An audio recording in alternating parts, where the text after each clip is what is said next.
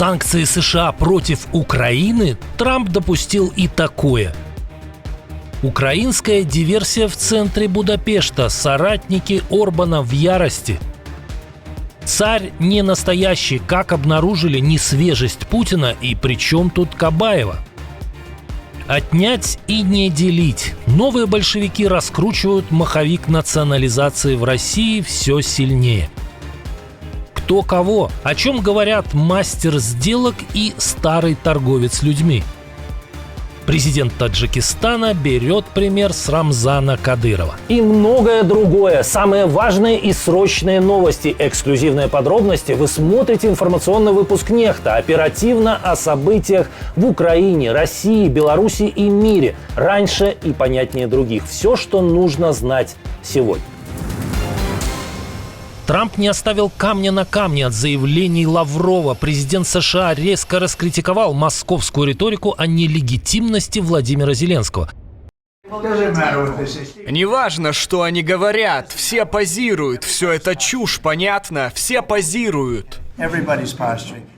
Большинство СМИ использовали в переводе слово «чушь», хотя дословно Трамп назвал недавнее высказывание Лаврова продуктом жизнедеятельности быка. Только личная встреча Зеленского с Путиным, по мнению Трампа, может стать ключом к прекращению боевых действий. Я хочу, чтобы это прекратилось, и это будет не мировая война, а экономическая. А экономическая война будет плоха, и это будет плохо для России. Но досталось не только Путину. Для танго нужны двое, добавил президент США, выразив недовольство и Зеленский.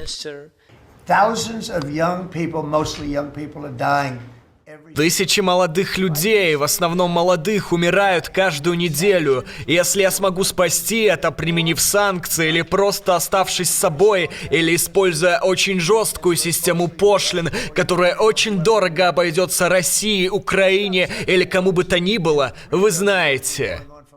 И этот кто-то все-таки пока не жертва агрессии или ее друзья, а крупный партнер Кремля. 50% пошлины в отношении индийских товаров, которые Трамп анонсировал несколько недель тому, наконец вступили в действие. Это рекордный тариф в Азии, введенный президентом Дональдом Трампом. Это ответ на закупку Индии российской нефти. Китай более крупный покупатель, но они все равно нацелились на Индию. Это совершенно несправедливо. И я думаю, администрация Трампа это знает. Все их спрашивают, но у них нет внятных ответов. Несмотря на критичную по отношению к Вашингтону риторику, страна после обещаний Трампа ввести пошлины стала заметно сокращать закупки сырья у Москвы. Тем временем доходы Кремля от нефти уже существенно сократились вследствие санкций Евросоюза. Об этом заявила верховный представитель ЕС по иностранным делам и политике безопасности Кая Каллас в интервью немецкой газете Die Welt. Глава европейской дипломатии отметила, что ограничения, введенные против так называемого теневого флота РФ, сократили доходы России от транспортировки нефти через Балтийское и Черное моря на 30% всего за неделю. Россия потеряла миллиарды долларов из-за санкций ЕС. Эти средства больше недоступны для финансирования российской военной машины.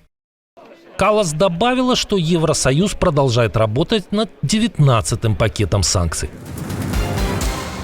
Санкции работают, нефтяные доходы агрессора уменьшаются, но он продолжает бомбить. В ночь на среду Сумская область вновь оказалась под ударом. Россия атаковала регион беспилотниками. По предварительным данным, человеческих жертв удалось избежать, но пострадали объекты гражданской инфраструктуры. Свет в части города был отключен, электротранспорт встал. Вода теперь будет подаваться по графику и с пониженным давлением, сообщают в Горводоканале. На Полтавщине российские БПЛА также атаковали гражданскую инфраструктуру региона. Под огнем оказалось энергетическое предприятие, вспыхнули пожары, зафиксированы прямые попадания и падение обломков. Пожары уже локализованы, свет в домах и на предприятиях восстановлен. В Херсоне уже не обошлось без жертв. В результате артиллерийского обстрела есть одна погибшая и 3 раненых. Спустя час после того, как замолчали пушки, захватчики ударили дронами.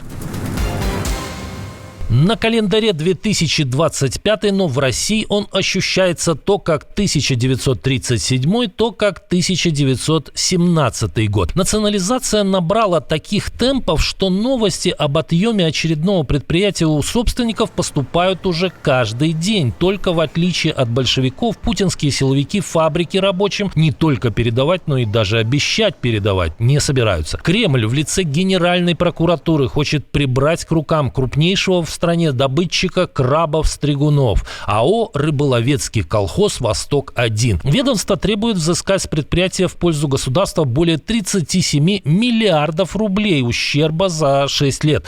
Генпрокуратура утверждает, ловцы крабов долгие годы работали под фактическим иностранным контролем. Ведомство протеже Путина Краснова требует арестовать движимое и недвижимое имущество ответчиков, у которых уже выявили не только российское гражданство, и передать контроль над предприятием в руки Росимущества, то есть де-факто сделать Рыболовецкий колхоз настоящим колхозом, без кавычек. Интересно в данном случае то, что дело касается не бывшего куска госсобственности, которое кто-то прихватизировал в лихие 90-е. «Восток-1» был основан во Владивостоке в 91 году, и, по словам учредителя, предприятие создавалось с нуля, без участия государства. Накануне стало известно, что Кремль хочет наложить руку и на крупнейшего производителя снеков в России – группу компаний КДВ. Она производит, например, сухарики «Кириешки» и другие известные перекусы. Та же Генпрокуратура потребовала изъять активы у владельцев, предпринимателей Штенгеловых. Но это полбеды. Ведомство Краснова требует признать семью Штенгеловых экстремистским объединением. По мнению Генпрокуратуры, бизнесмены разделяют радикальную политику украинских властей и помогают ВСУ, в том числе создав собственное военизированное подразделение. Интересно, что дальше? Возьмутся за тех, кто ел кириешки, ведь это, получается, было финансированием вооруженных сил Украины. Что думаете? Пишите в комментариях.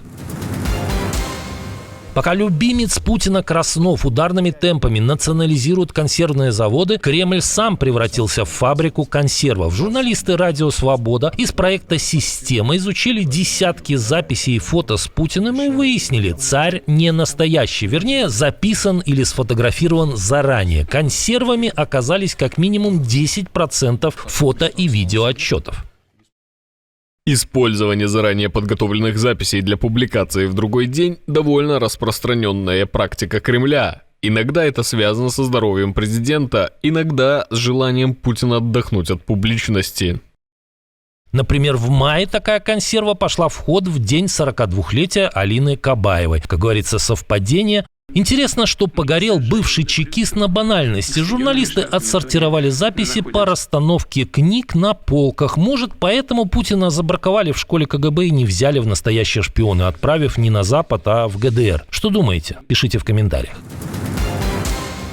Александр Лукашенко ведет торг с Вашингтоном о дальнейшем освобождении политических заключенных. По данным источников польского издания «Жечь Посполита», обсуждается возможность вывоза большей части из оставшихся 1300 заключенных в одну из стран ЕС. В обмен Лукашенко рассчитывает на смягчение санкций, прежде всего тех, что были наложены на авиакомпанию «Белавия», а также на снятие ограничений с завода «Беларусь-Калий». Кроме того, диктатор стремится наладить отношения с президентом США Дональдом Трампом, чтобы выйти из международной изоляции. Лидеры двух стран созванивались 15 августа перед встречей Трампа с Путиным на Аляске. Лукашенко пригласил Трампа посетить Минск с семьей, а президент США поблагодарил диктатора за освобождение 16 политзаключенных, включая мужа Светланы Тихановской Сергея. Трамп сообщил, что ведет переговоры о свободе для еще 1300 узников. Правозащитники отмечают, что около 30 политзаключенных находятся в критическом состоянии, а еще 190 имеют серьезные проблемы со здоровьем. Связь с ними крайне ограничена, а их здоровье вызывает серьезное беспокойство. Украинская диверсия под носом у Виктора Орбана. Мост в столице Венгрии подсветили желтым и голубым цветами. Правда, ГУР или СБУ тут ни при чем. Оказалось, что не все венгры разделяют антиукраинские, пророссийские и антиевропейские взгляды премьера. Подсветить мост в знак солидарности со сражающейся страной распорядился мэр Будапешта. Свое решение Гергей Карачонь обосновал постом в соцсети Facebook. Цепной мост снова засиял цветами украинского флага, ведь поддержка независимости Украины – это одновременно наш моральный долг и фундаментальный национальный интерес. Ну а однопартийцы Орбана окрасились в красный от возмущения цвет и бросились осуждать мэра Будапешта, называя знак солидарности позором, дном и подобными эпитетами. Не только в семье Кадыровых любят должности и награды. Президент Таджикистана Эмомали Рахмон вновь сделал знаковый шаг в укреплении семейной монополии власти. На этот раз наградив свою дочь званием «Заслуженный работник». Церемония собрала сотни чиновников и госслужащих. 46-летняя Азада Рахмон возглавляет администрацию президента с 2016 года. Еще до этого она получила из рук отца орден Шараф первой степени, когда занимала пост первого заместителя министра иностранных дел.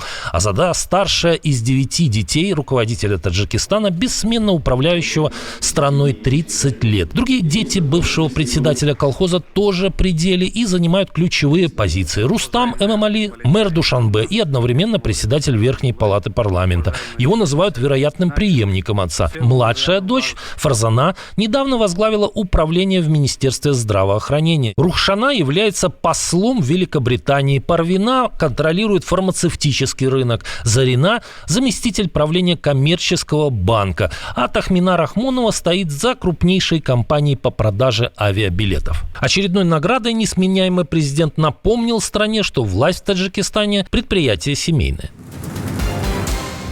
Отдельное спасибо за то, что досмотрели до конца. Спасибо за ваше доверие. Жду развернутых комментариев, лайков и репостов. Это важно для того, чтобы нас становилось больше.